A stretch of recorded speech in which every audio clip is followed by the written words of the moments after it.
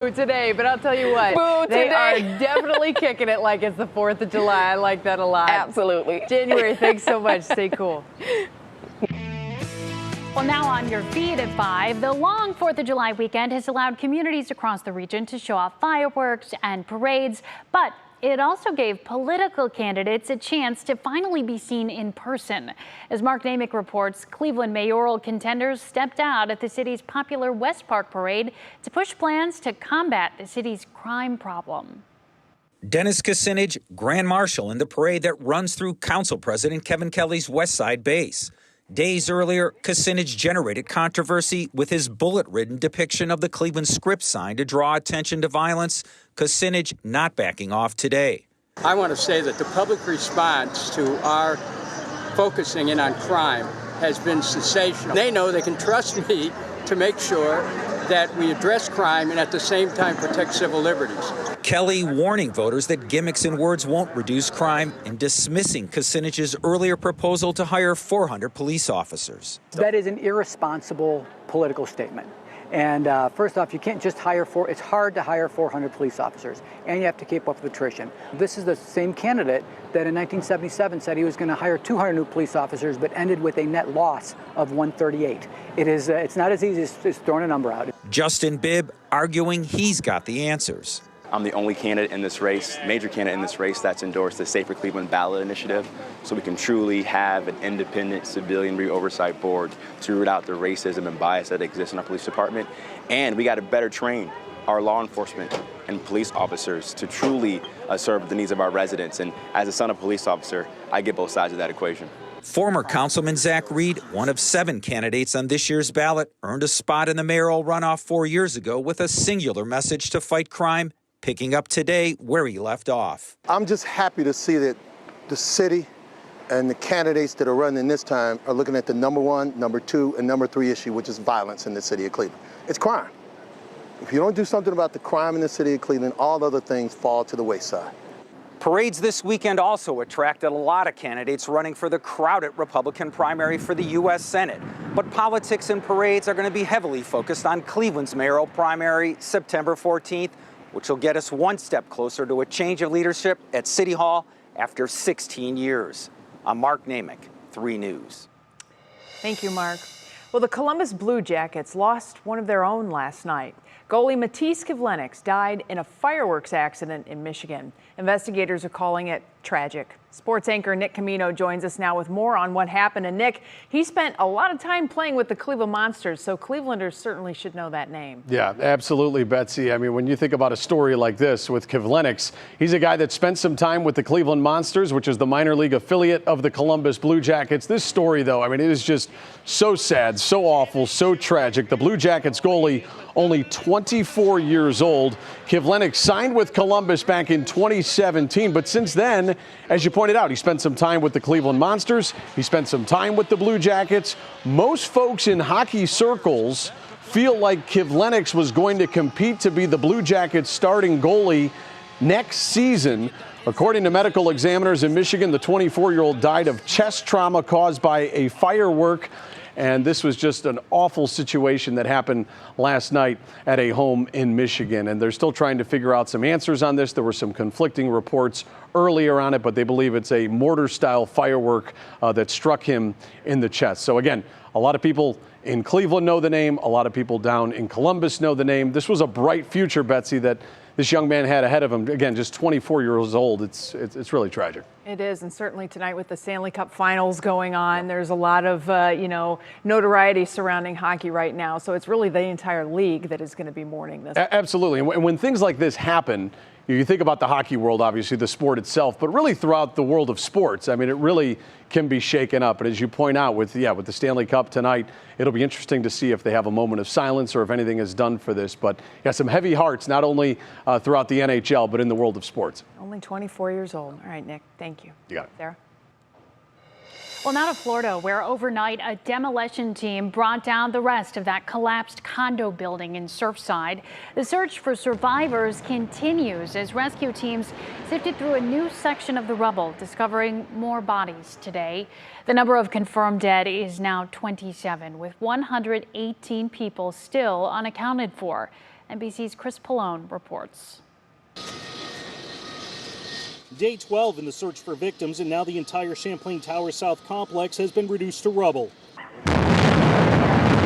Deemed too dangerous to leave standing with Tropical Storm Elsa headed towards South Florida, demolition experts brought the remaining structure down in a matter of seconds late Sunday night. After a pause of more than a day, search and rescue teams were back on the pile minutes after the dust settled. This pile closest to the building was actually holding the building up, and so therefore it was not safe to do search activities on that part of the pile. The implosion is giving searchers access to parts of the debris they haven't explored yet as they try to recover all the people who are missing. We're looking for voids again where someone may have been able to be inside. Despite long odds that anyone could have survived the collapse for this long, local officials are still calling it a search and rescue operation, signaling their hope that someone will be found alive. In my opinion, there should be no talk about anything but rescue, and that is the 100% focus of everybody who's on that site. Things are buzzing, the heavy equipment is working, the teams are up on the pile, they are digging, they are searching. The threat from the remaining building and Elsa now diminished. Rescue teams want to accelerate the search as they and anxious families hold out hope for a miracle. Chris Pallone, NBC News. Ohio Task Force 1 reported to Surfside to help search for those victims. The 80-member task force, along with several canine teams out of Vidalia near Dayton, arrived in South Florida on Thursday. Now, those canine teams have already made an impact with several recoveries. Yesterday was considered a rest day during the demolition. However, Ohio Task Force 1 didn't rest, instead preparing gear that'll be needed when Tropical Storm Elsa arrives. Well, back when the pandemic hit, the National Guard moved in and helped distribute food to Ohioans in need. Now, that part of their mission is complete. So today, the Greater Cleveland Food Bank took to Facebook to post their gratitude to all of the soldiers who helped. They spent 15 months packing food, delivering it to homebound residents, and helping partner agencies. Of course, they also helped to execute that large food bank pickup in the Muni lot on Thursdays. Of course, we want to say thank you for your service and thank you for all of your hard work helping our neighbors. Oh, it's incredible what they've done around here. Next on What's New, from airports to paying at the pump, it was a very busy travel weekend. A recap, plus what you should expect if you're traveling this summer. Then more national attention for Cleveland because the Jonas Brothers Cleveland performance made its big on-air debut. A look at the 4th of July fireworks spectacular courtesy of Macy's. That's coming up. Also, we're going to be taking a look ahead to the forecast, a little hazy. It's actually some smoke that's in the atmosphere, believe it or not, upper level smoke that's kind of trapping things here. But as far as the forecast goes, it is hotter than the 4th of July today, and we're going to keep on that trend as we head through the evening. Definitely a night for a cold beverage on the outdoor deck. Temperatures staying in the 80s, but it does look like we have pleasant conditions all around. I have details on a steamy forecast for tomorrow, too, straight ahead.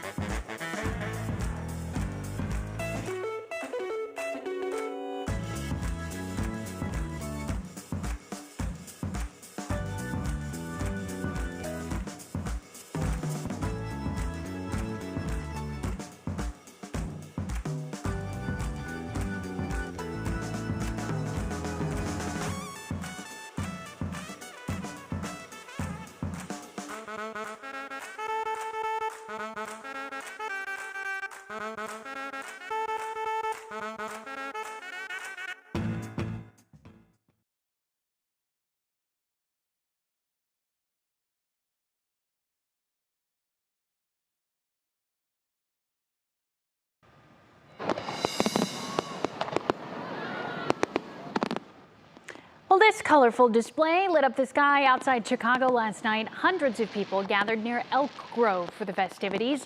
Earlier in the day, American Idol contestant Chris Daughtry performed there. And with that, tens of millions of people are headed home today from places like that after the weekend broke travel records. Roads and airports will be packed once again as the summer travel season is now in full force. Here's NBC's Guad Veneas with all of the details.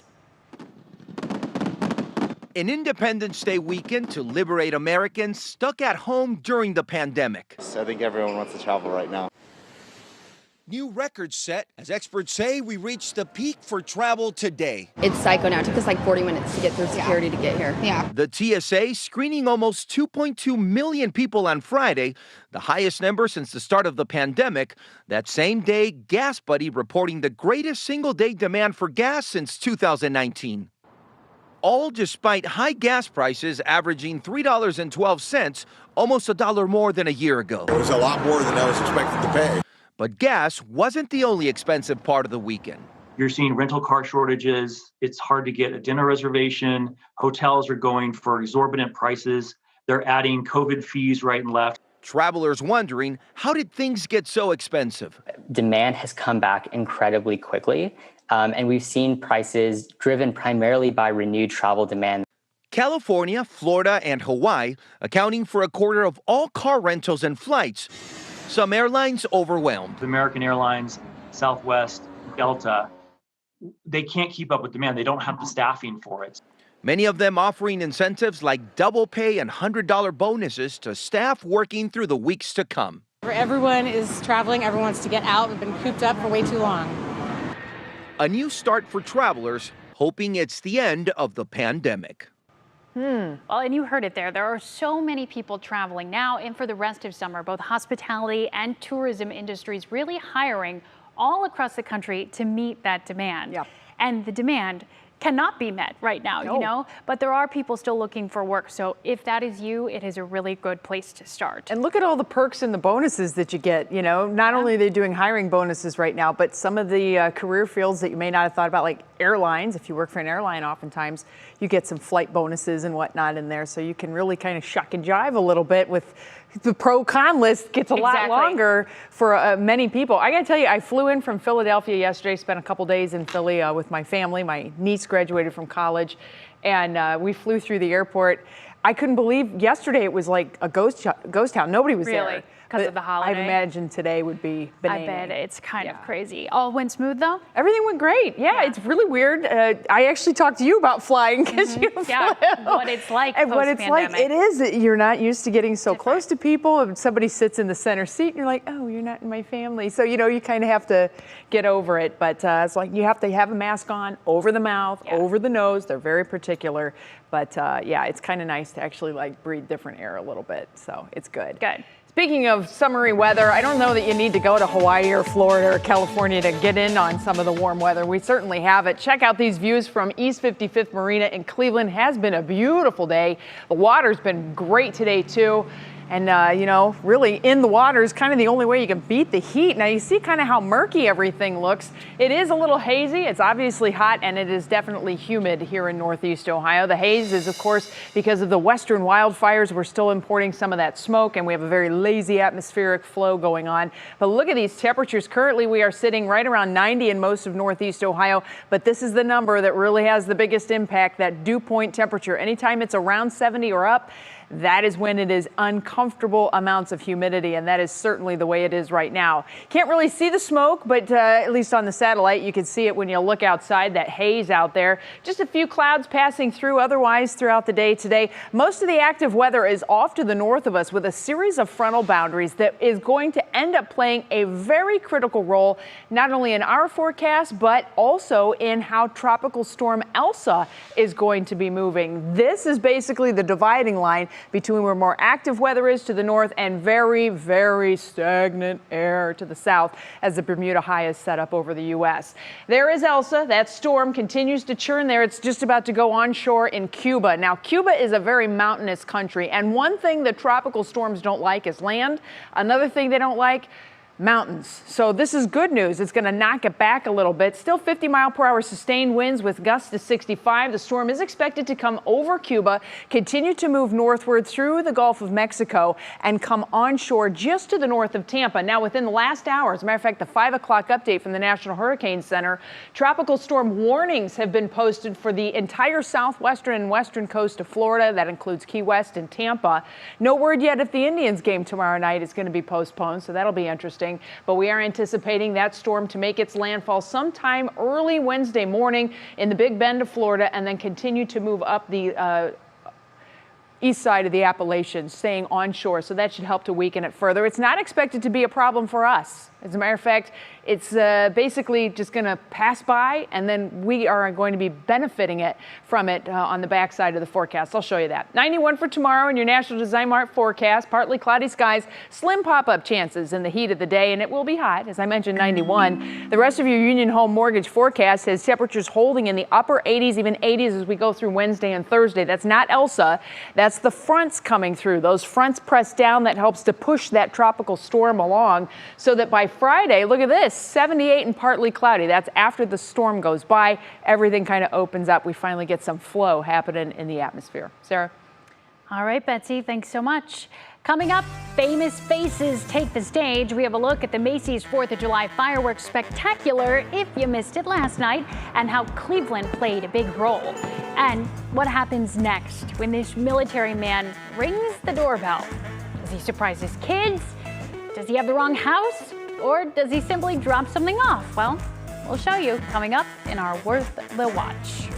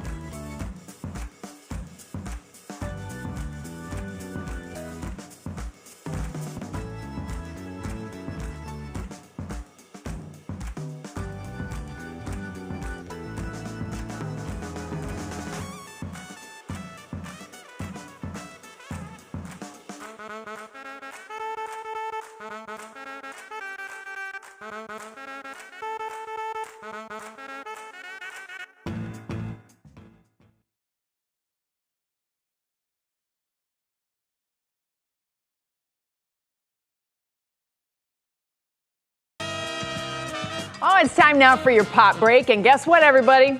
It's official. Gwen Stefani and Blake Shelton are now married. Page 6 is reporting that the couple got married at Shelton's Oklahoma ranch on Saturday. Get this, sources told Page 6 that Shelton built a chapel with the intentions on marrying Stefani there. Talk about a guy who plans ahead.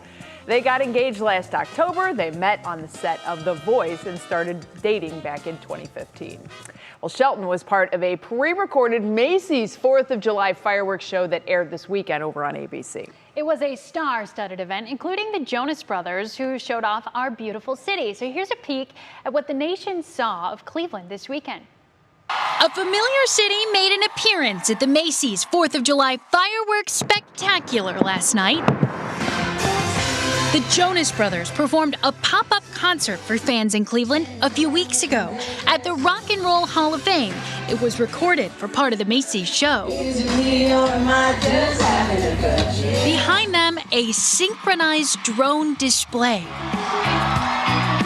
Technology shining an aerial salute to the USA, and Olympic rings in formation as the road to Tokyo is just weeks away. How did we not see that? Like, that all happened off of our back deck. We had no idea any of that was going on. Well, some of our crews got down there. Did they? Yeah. It was 2 weeks ago, though. It was when they taped it. Yeah, we sent one of our photographers down there, and he talked to people who got, like, it was all done sort of in secrecy. I guess. They got the invitation to come see a Jonas Brothers show, but until, like, late that afternoon, they didn't know where it was going to be. It was all very, And the drone thing is so cool, and I'm just going to go ahead and I will hand you my work badge. Since the Macy's Thanksgiving, the Macy's fireworks spectacular was here on NBC. NBC. It's okay. So I may not need that anymore. Traveling. You guys give her a break, right? You understand. I don't know what's going on. Anyway, now we have our Worth the Watch story. Now, before the break, we asked you what happens next in this video. Does he surprise his kids? Does he have the wrong house? Or does he simply drop something off? Sarah? I'm going to guess he's got the wrong house. Okay, well, just because I want to see how that plays out. We, of course, go to Frank, the man with the buttons. Roll that tape.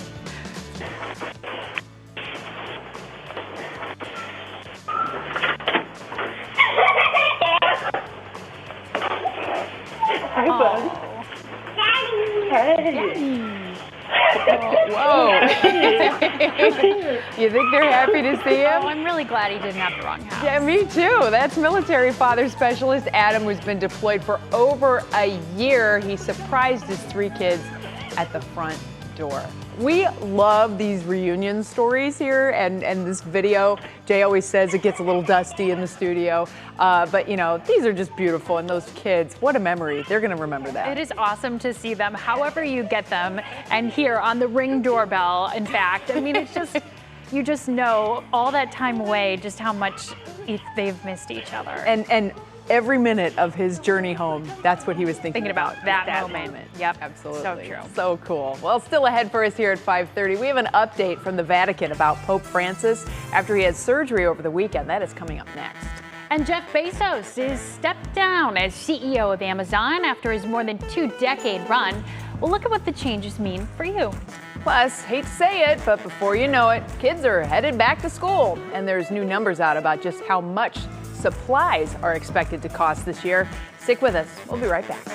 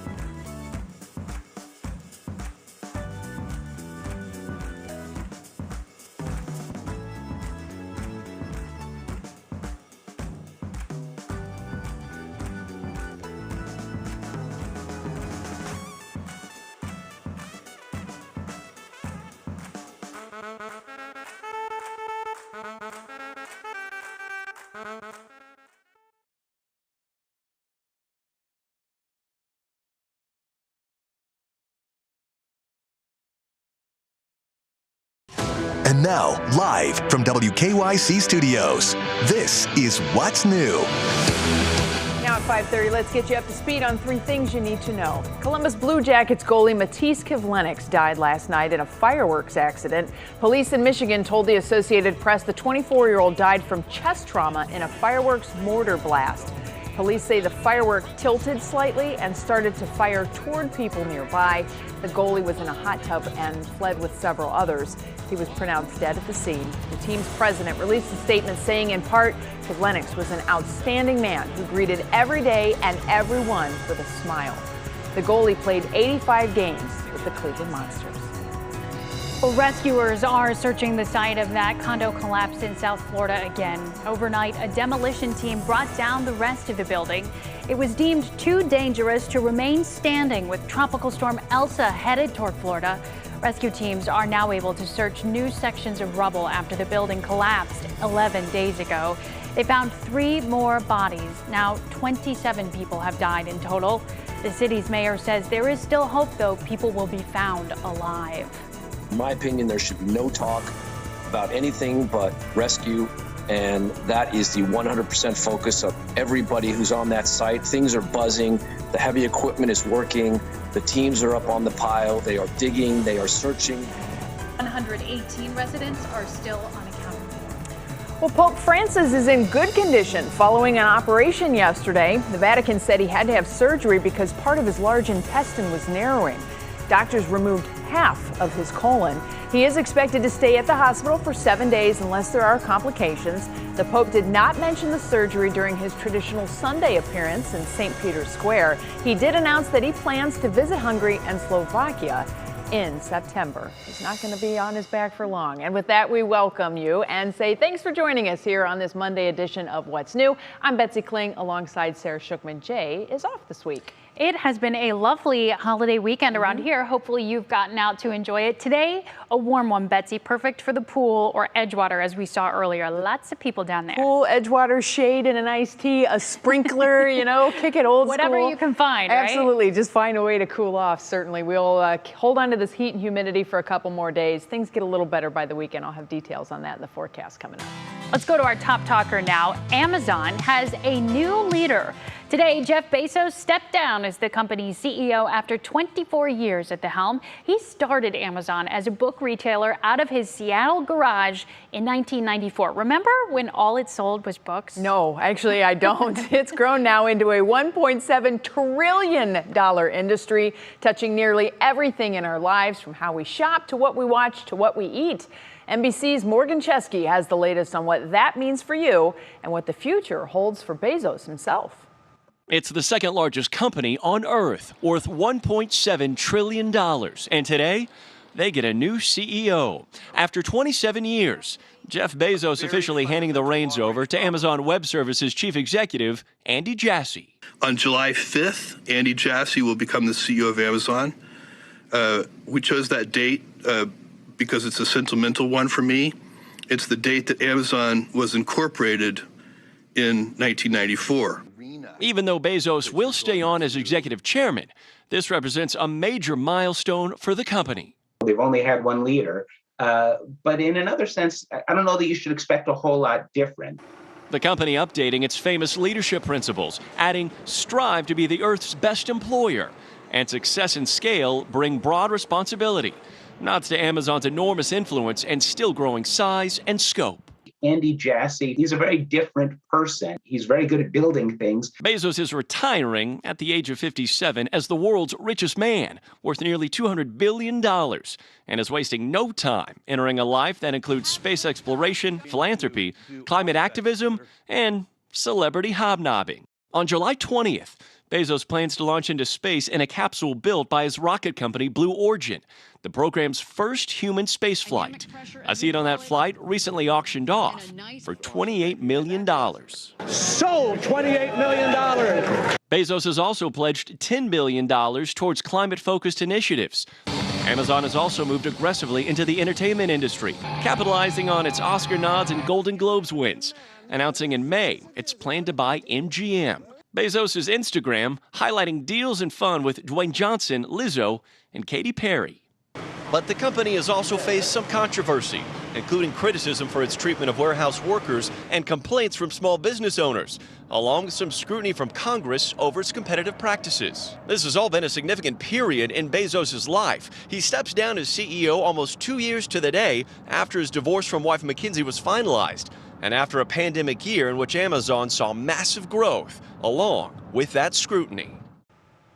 My favorite part about the whole Jeff Bezos going to space thing later this month is that he invited 82-year-old female former astronaut. Well, she was in the Mercury program, but she never got to go to space. But she's 82. Wally Funk gets to ride for that 10 minutes up into space. So her dream gets to come true at the same time. I think that was a smooth move. That was awesome. Looking at some of those pictures as they came out last week, as he went and told her the good news. And I mean, so it's him, his brother. Right. Wally's going to be along. I mean, it's going to be. And the secret winner of the auction. That's right. The $28 million seat. Bucks. So it's not exactly like he's just heading off to retirement to sit on the beach somewhere. Yeah. He's literally going to space. Now he gets to have fun with all of his money. And we'll see what happens with Amazon. It sounds like pretty much status quo for now. Obviously, it's a pretty big operation, so they've been planning this for some time. Yep, all those distribution centers here, lots of employees here too. Well, it is July, as you know, and that means it's finally Olympic month. Yay. And even though visitors can't attend the Olympics this year, you can still interact with your favorite athletes. The Olympic Broadcast Center is now open, and the CEO says fans can post reactions to the events, which will then be seen by athletes in the competition venues. It's also where the major broadcasters are going to be working from Tokyo. Organizers are requiring everyone to wear a mask, and they're also setting up testing facilities. We are here. The International Broadcast Center is practically ready. We have finalized all technical installations, all preparations, and we have already welcomed most of the big broadcasters that will be covering the game. So we're intensely doing tests with them, and everything seems to be going very, very, very well. Well, spectators who are Tokyo locals will be allowed at the Olympics, so there will be some fans in the stands. As for the rest of us, well, all the action, of course, is going to be right here on NBC. The games start July 23rd, go through August 8th. We've already put out, I've seen some preliminary notes about the schedule for us too. So our late news goes later. We go on after the Olympics, so we have a lot of long days coming, but there's so much great stuff that's going to be shown during the Olympics. I mean, if the trials were any indication, it's going to be a lot of fun. There's so much interest. I mean, we've all been waiting since last summer for this to happen. True. And you know a lot of these athletes too. You've already known their stories. And of course, there's always some new ones that come about. The IBC, as you said, just opened. That I can tell you from being there in Rio, when they build that, you have to imagine they're trying to get this signal, these games, all across the world. So it is quite an operation for us TV geeks, to understand how that works. And even though we just have a little slice of what they have built there. How do you even find your way? That was my thing. Oh, it's crazy. There's so many people and so many things going on. And so many checkpoints too, because it's all very secure. And I'm sure this year will just be at a whole nother level, obviously, with the health and safety measures.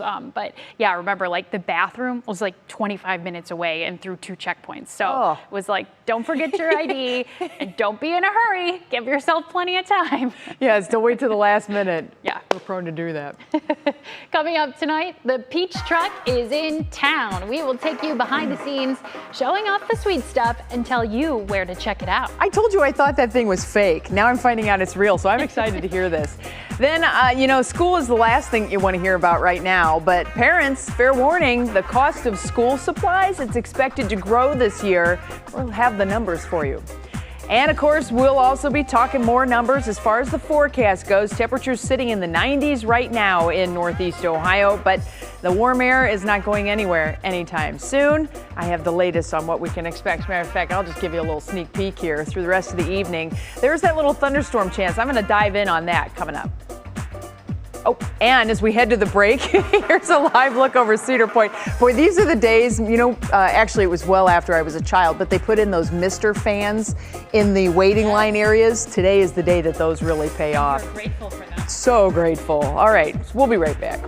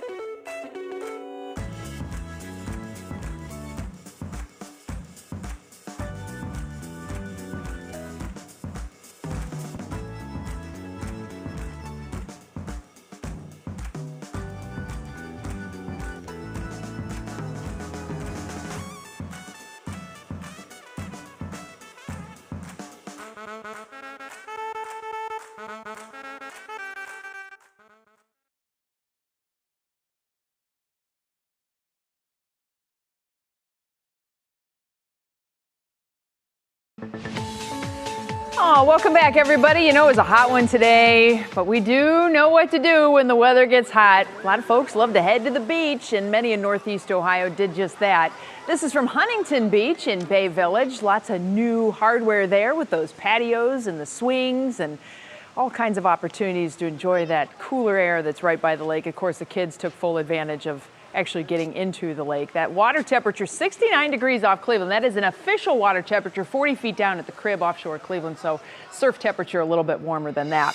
As far as the air temperatures, friends, we are still sitting right around 90 degrees in most of the area. I know our little bar on the left side of the screen has been showing you 92, 93. That's probably downtown Cleveland. You can see this little pink spot. That's where Burke Lakefront Airport's meter or thermometer takes that temperature. West-southwest winds continue. Really haven't had too much of a lake breeze today, and that west-southwest wind is not only bringing in the heat, it's also helping to keep the humidity up. Our dew points are right around 70 degrees. You combine the heat with the humidity and you get the heat index. And right now it feels like it's in the mid-90s across most of Northeast Ohio. So still warm, still humid, not expecting a lot of relief as we go through the next 24 hours. A series of frontal systems are off to the north of us. Now these two cold fronts are really kind of a sign of where the best atmospheric energy is going.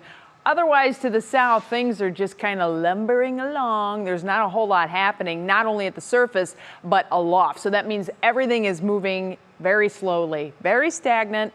And so we're stuck in this pattern, which means not only do we have to deal with the heat, but there's the humidity. And that humidity has just been sitting over most of the Midwest, and it will continue to do so until we have a nice change that's coming in our favor. And it looks like that wouldn't be coming until Friday and into Saturday, when we'll finally see the humidity levels kicking down into the more comfortable range as we get into the start of the weekend. That's just about the time shower and thunderstorm chances arrive, though. Let's talk about it in your National Design Mart hour-by-hour forecast. We still have some clouds around, clouds and a little bit of hazy conditions. This is smoke in the upper part of the atmosphere from western wildfires. But as you can see, the temperatures are sitting in the 70s as we head past the midnight hour. If you don't have air conditioning, tonight's going to be one of the nights fan all night long. It's going to be rather warm and sticky. 9 a.m. temperatures are going to be around 80 degrees with some sunshine. It'll be hazy for us once again tomorrow. And by early afternoon, we should be kissing 90 degrees in a lot of the area. I think most of us will make it to 90, maybe a couple clicks above. Rain and thunder chances would be very slim. I'd put it about 20% late day tomorrow. I think a lot of that action is going to stay closer to where those frontal boundaries are, farther to the north. That changes, though, as we get into Wednesday. Those frontal boundaries come in as Tropical Storm Elsa moves to the northeast. I'll have an update on that at 6, but it does look like we should be able to squeeze out some better rain and thunderstorm chances. Not tonight, though. Don't worry about that. I don't know where that came from in that little forecast earlier. Anyway, Union Home Mortgage forecast, still hot, still humid as we go through the next few days. The rain gets here. That helps to cool us off a little bit. We get to pump the brakes on the heat and humidity for one day on Friday. Then the thunderstorm chances come back as we head through the weekend, Sarah. Okay, thanks, Betsy. Getting us ready. Well, other than that heat, nothing says sweet summertime like a fresh peach. And chances are you have heard about the peach truck making its stops around Northeast Ohio.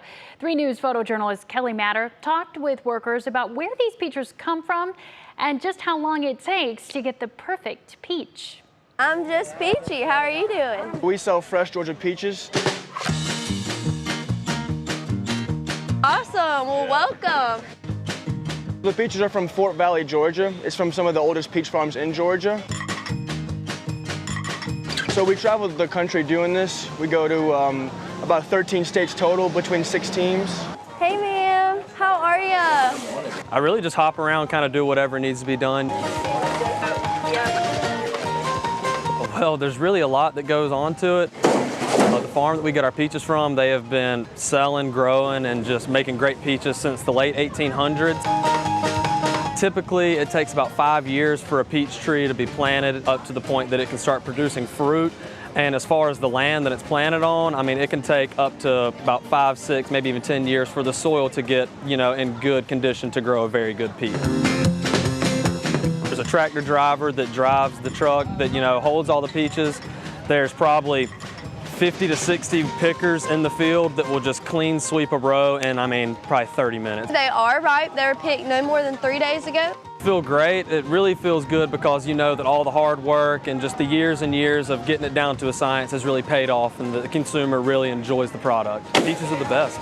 Bye, y'all. Enjoy your peaches.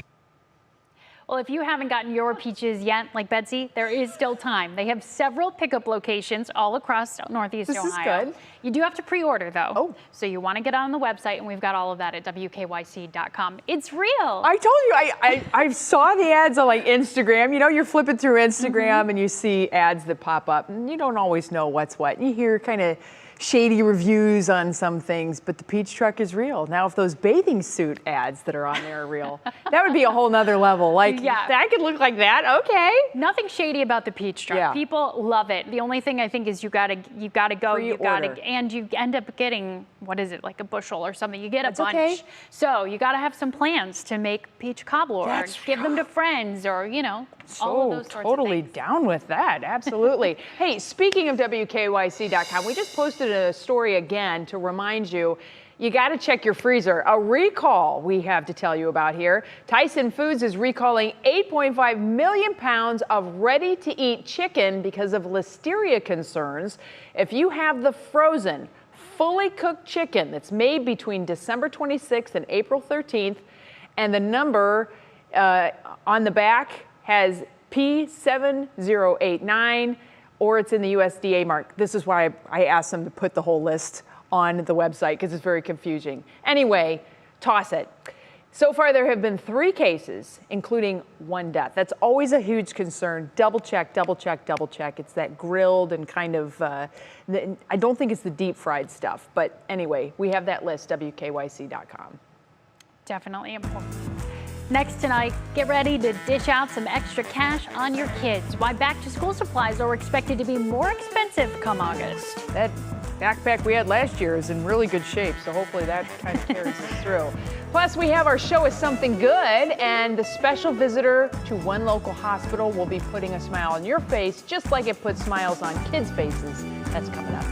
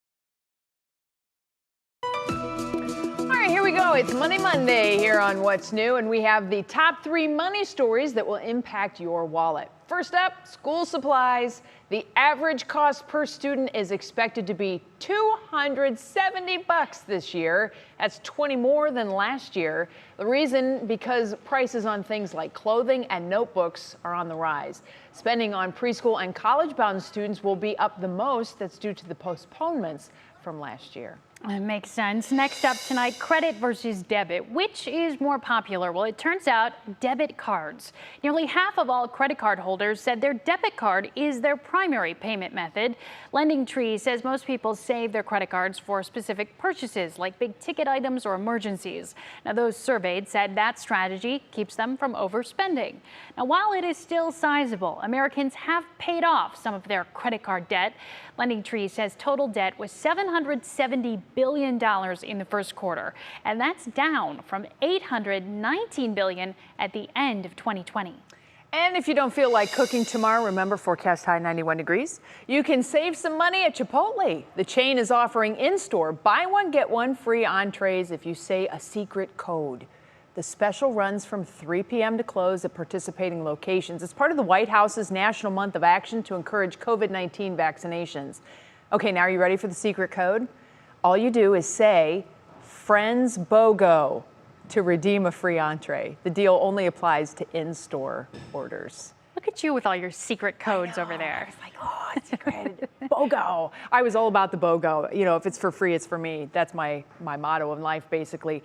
Are you a bowl, wrap, or a bowl, burrito, or salad? Usually or a bowl. quesadilla now. Yeah, I know. There's so many options. Yeah. And chips and guac always. I'm big on the salad train. Are you? I've become very fascinated with meat on salad. Doesn't make much sense. That's a kind of a basic concept, isn't it? I just love it. Well, I mean, that's what like chef salads were for, but it's like, oh, wait, this is like a new way of having a chef salad. I don't know why. So tonight I have bratwurst on a salad. I mean, why not? Very 4th of July. I'm very big on cleaning out the refrigerator, too.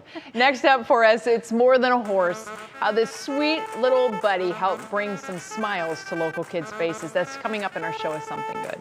And then coming up at 6 on What Matters Most, vaccine rates. Where we stand with vaccinations after failing to meet President Biden's July 4th goal, and where new hotspots are popping up across the country.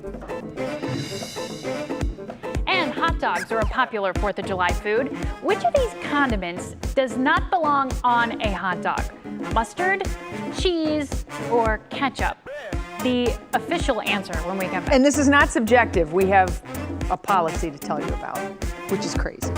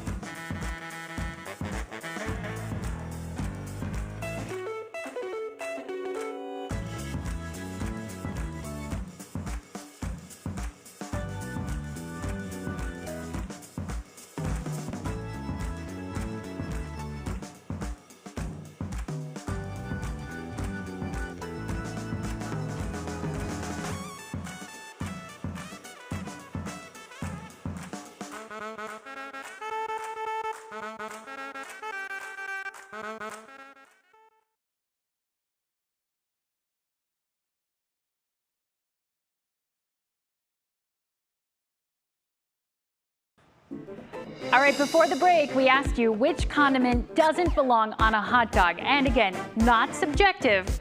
There is a reason behind our madness here. What do you think, Betsy? I know the answer. Sacrilege is definitely part of this answer, in my opinion, but of course, there's proof of the answer. And that is, according to the National Hot Dog and Sausage Council, ketchup.